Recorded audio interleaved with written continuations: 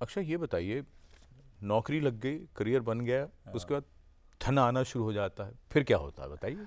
देखिए, ये बड़ा एक कमाल का पड़ाव है जीवन का कि आपने, हम पहले भी प्रोफेसर साहब से जब बात कर रहे थे, मुझे अपने स्कूल के टीचर्स की याद आ रही थी, किस तरह से उन्होंने हमारा मार्गदर्शन किया, किस तरह से निर्देश किए कि आप ये कोर्स करें, ये काम करेंगे, जीवन में ऐसा बन सकते हैं, और उनके आशीर्वाद से आज यहाँ पर पहुँचे हैं। और जो पहली कमाई होती है, उसके बाद जो थोड़ा सा घूमने का, ऐश करने का जो शौक़ पूरा हो जाता है, तो उसके बाद जब माता पिता कहते हैं कि बस बहुत हो गई ऐश, आप थोड़ा सा अपने संयम रखें और अपना जो कमा रहे हैं, अपनी आय का जो है उसको थोड़ा सा उसको सेव भी करें, सेवन भी करें, तो ये बड़ा ज़रूरी है। और मुझे लगता है कि उस आयु में आपको ये समझना बहुत ज़रूरी होता है कि जब आपने कमाई शुरू कर दी है, किस तरह से आप बचत कर सकते हैं, एक युवाओं के लिए और ख़ास तौर से महिलाओं के लिए, और उसके बाद एक जो पड़ाव आता है सीनियर सिटीजन्स का।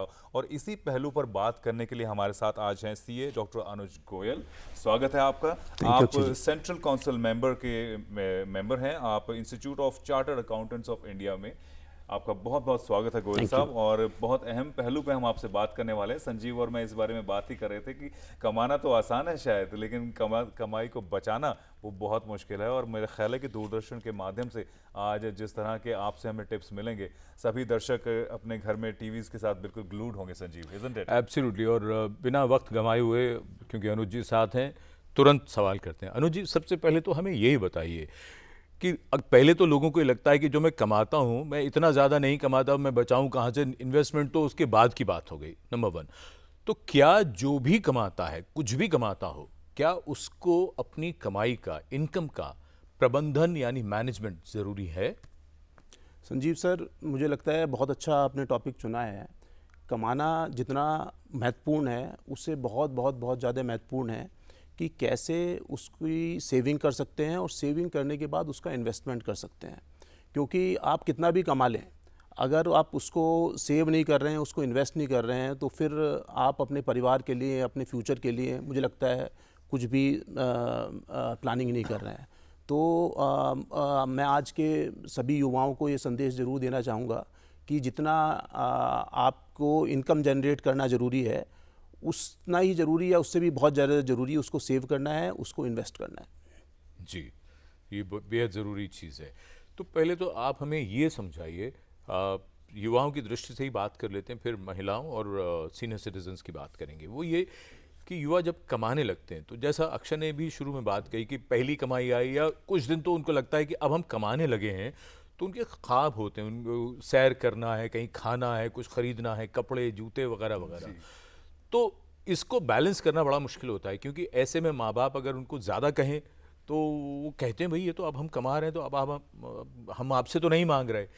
ये किस तरह से बच्चों में या परिवारों में ये भावना लानी जाए, ये किस तरह से हो सकता है? ये बहुत ज़रूरी है संजीव, बिल्कुल सही सवाल यही है। क्योंकि जो मन में जो बात आ रही है पेरेंट्स की, हमें लग रहा है कि शायद वो ओवर कॉन्शियस हो रहे हैं। लेकिन एक युवा जिसने नया नया कमाना शुरू किया, उसको आपका पहला टिप क्या होगा, एक अभिभावक के तौर पर, एक एक्सपर्ट के तौर पर? मैं युवाओं से ये संदेश देना चाहूँगा कि जो अर्निंग आपके माता पिता ने की आप, और आप पढ़ पाए और जीवन में कुछ कर पाए, वो इसी वजह से कर पाए कि उन्होंने भी सेविंग की, उन्होंने भी आपके लिए फ्यूचर प्लानिंग की। तो पैसा जब आप कमाना शुरू करते हैं, तो पैसा खर्च करना बहुत आसान है। हो सकता है जितना कमाएं उससे ज़्यादा खर्च कर लें आप ईएमआई के थ्रू और किसी के थ्रू। पर मुझे लगता है कि अगर आप जैसे ही पैसा आना शुरू होता है, जैसे ही आपकी सेविंग शुरू होती है, और सबसे पहले आप ये सोचें कि कैसे, किस तरीके से मैं उसमें से कुछ बचाकर उसको आगे के लिए मैं सेव कर सकता हूँ, उसको और ज़्यादा जनरेट, उस पर इनकम कैसे हो सकती है। तो मुझे लगता है कि ये सबसे बड़ा एक प्लानिंग ज़रूरी है। और आपके माता पिता ने भी वो प्लानिंग की जिसकी वजह से आप आज कमाने योग्य हुए हैं। बिल्कुल बिल्कुल। तो ऐसे कौन से वो जो सेविंग्स हैं, कोई सेविंग प्लान्स है जो आप युवाओं को बताना चाहेंगे? कोई इमरजेंसी फंड, या कोई शुरुआत में ही मान लीजिए कि किसी की बहुत थोड़ी सैलरी है और उसे लग रहा है कि ये तो मैं सिर्फ खाने पीने में ही यूज़ करना चाहूँगा, लेकिन उनके लिए कौन सी वो मिनिमम सेविंग प्लान्स हैं? आप जो भी सेव करते हैं, इमरजेंसी फंड में सामान्य तौर पे हम मान के चलते हैं कि भाई उसको सेविंग बैंक में रखें, कभी भी ज़रूरत पड़ सकती है। पर अगर आप फ्लेक्सी एफडी भी करते हैं, किसी भी बैंक में करते हैं, तो जब भी आप चाहें उसमें से विड्रॉ कर सकते हैं, उस पर उतना ही इंटरेस्ट मिलेगा जितना एफडी पे मिलता जी। है, और वो इमरजेंसी फंड भी है। तो आपकी फिक्स डिपॉजिट भी है, अच्छा रेट ऑफ इंटरेस्ट भी मिल रहा है, और जब चाहें आप उसको विड्रॉ भी कर सकते हैं। और कहीं ना कहीं मानसिक रूप से आपके ऊपर एक प्रेशर रहेगा कि मैं ये मेरी एफडी है तो मैं इसको break न करूं। उसे बचा के रखूं, हाँ, पर अगर इमरजेंसी में अगर मैं तुरंत चाहूं तो फ़ौरन उस पैसे को मैं यूज कर सकता हूं, और जो बैलेंस पैसा होगा उस पर एफडीआर का इंटरेस्ट भी मिल सकता है। और बाकी अगर आपके पास ऐसा पैसा है जिसको आप लॉन्ग टर्म के लिए लगा सकते हैं तो एसआईपीज़ भी हैं। पर मैं ये ज़रूर संदेश देना चाहूँगा कि रिस्क जितना कम से कम आप लेके चलें शुरुआती दिनों में, क्योंकि बहुत ज़्यादा सेविंग आपकी नहीं होती है। जी। और तो कम से कम रिस्क लेके चलें, और शॉर्ट टर्म लालच में ना पड़ें। कभी कभी क्या होता है कि शॉर्ट टर्म कहीं ना कहीं से इधर से उधर से आपको टिप मिलती हैं, और वो जो टिप्स मिलती हैं उसमें से 99% कहीं ना कहीं वो फिर गलती साबित होती है। आपने जो ये लालच वाली बात कही, एक कहावत है उत्तर भारत में, वो ये कि जिस गांव में लालची बसते हैं वहाँ ठग कभी भूखा नहीं मरता। तो इन चीज़ों से बचना चाहिए कि शॉर्ट टर्म में बहुत ज़्यादा रेट ऑफ इंटरेस्ट आएगा। अब बात ज़रा महिलाओं की कर लेते हैं। अनुज जी, हमने परिवारों में देखा है कि महिलाएं अगर कमाती भी हैं तब भी उनकी जो आमदनी है, उनकी जो इनकम है, वो या तो पुरुष मैनेज करते हैं, पुरुष अपने नाम से इन्वेस्ट कर रहे हैं, प्रॉपर्टी भी अक्सर पुरुषों के नाम से ख़रीदी जाती है। तो महिलाएं किस तरीके से ये फाइनेंशियल प्लानिंग करें ताकि वो फाइनेंशियली इंडिपेंडेंट बनने की राह पर भी आगे बढ़ें और अपने अपने अपने जीवन को फाइनेंशियली सिक्योर कर सकें?